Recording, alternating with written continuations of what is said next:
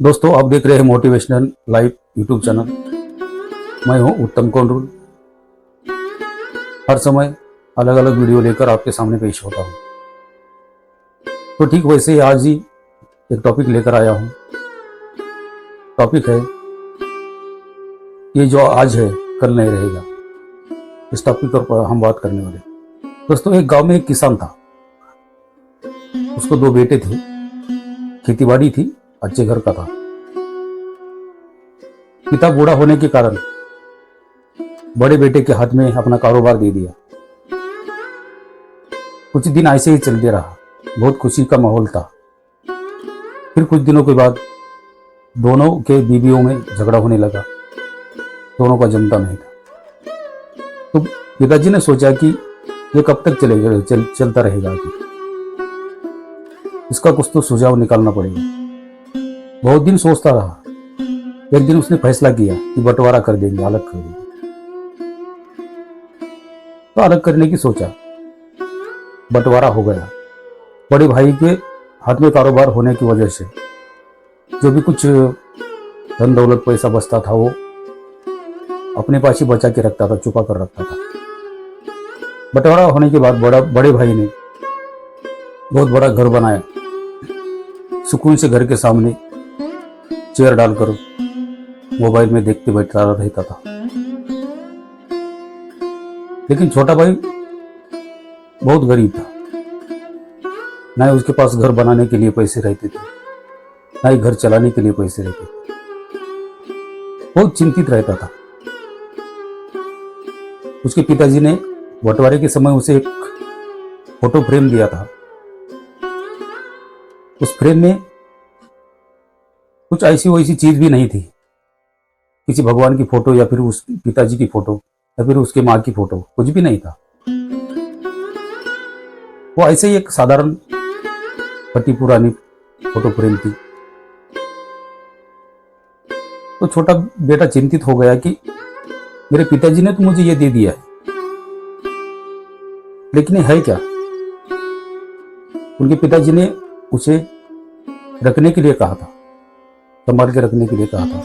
संभाल के रखने लगा। दीवार को कील ठोक कर उसको लटका दिया और उसको ही देखता रहा। उसको समझ में नहीं आ रहा था कि क्या चीज है, इसलिए मेरे पिताजी ने इसे संभाल के रखने के लिए बोला। बड़ा भाई तो अमीर होने के कारण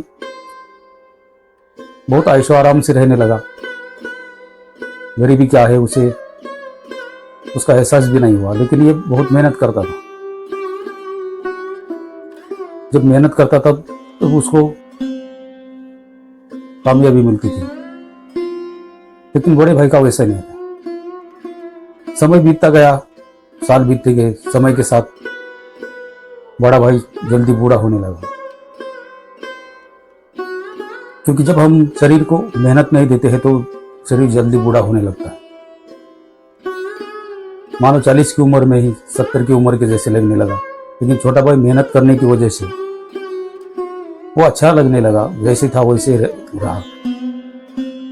लेकिन ये बहुत चिंतित रहता था। इसे कुछ पता ही नहीं था। हर समय जब भी टेंशन आता था तो वो फोटो को देखता था और फोटो को देखकर सोचता था, मेरे पिताजी ने इसे संभाल के रखने के लिए बोला है,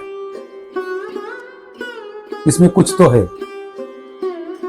समय के साथ उनके पिताजी गुजर चुके थे।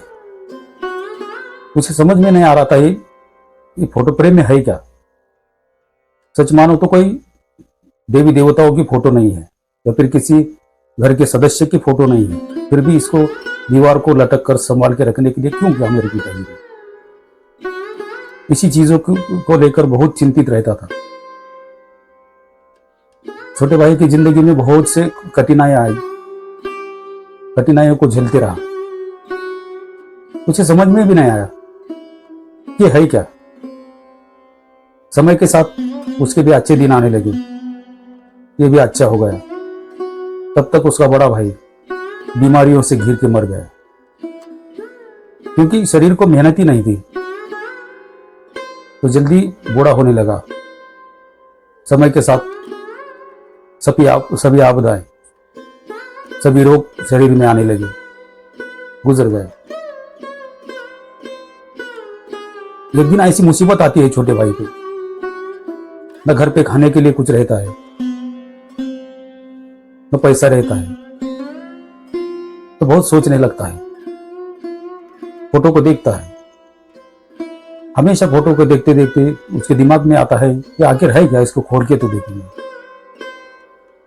जब वो फोटो हाथ में लेकर देखने लगा तो उस फोटो फ्रेम में लिखा था, वो एक ही लाइन थी, एक ही वर्ड था, ये कल नहीं रहेगा, इतना ही लिखा हुआ था। जब उसने पढ़ा तो हैरत में पड़ गया, इसका मतलब क्या है, ये कल नहीं रहेगा। उसके समझ में ही नहीं आ रहा था इस लाइन का अर्थ क्या होता है।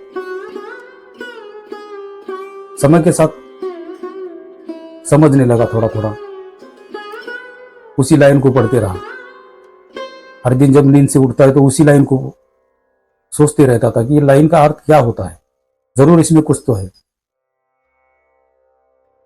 बहुत बुरा समय आया, तब सुधरते सुधरते कुछ दिनों के बाद वो सुधर गए।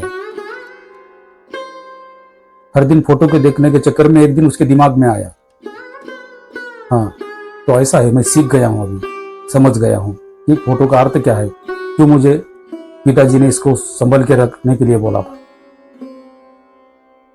तो आपको तो समझ में आ गया होगा, नहीं आ गया तो मैं बताऊंगा।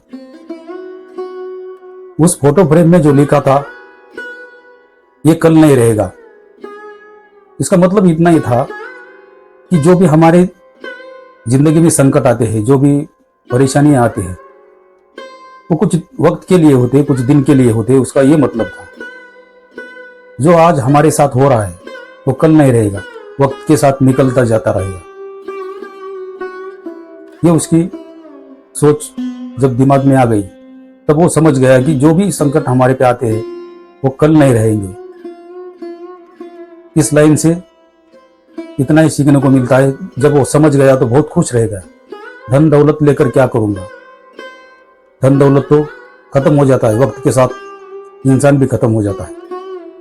लेकिन ये इस लाइन ने मुझे जीना सिखा दिया, ये सोचकर बहुत खुश हो गया। ठीक इसी तरह एक वर्ड में ही पूरी जिंदगी की सीख मिलती है, ये हमको समझना चाहिए। एक ही वर्ड, दुनिया का कोई भी किताब का वर्ड हो, बहुत बड़ी सीख देकर जाता है। इतना ही हमें आज सीखने को मिलता है। दोस्तों आज के लिए बस इतना ही, फिर मिलेंगे दूसरे वीडियो में दूसरा टॉपिक लेकर। तब तक के लिए जय हिंद, वंदे मातरम।